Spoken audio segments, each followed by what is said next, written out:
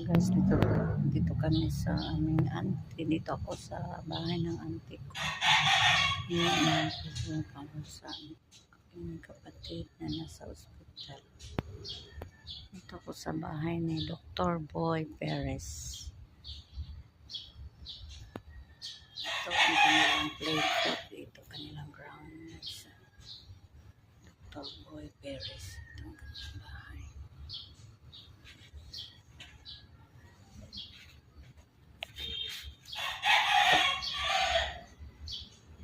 The old house. Renovate.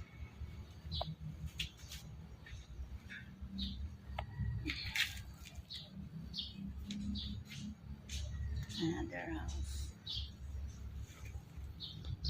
No, mga tanim.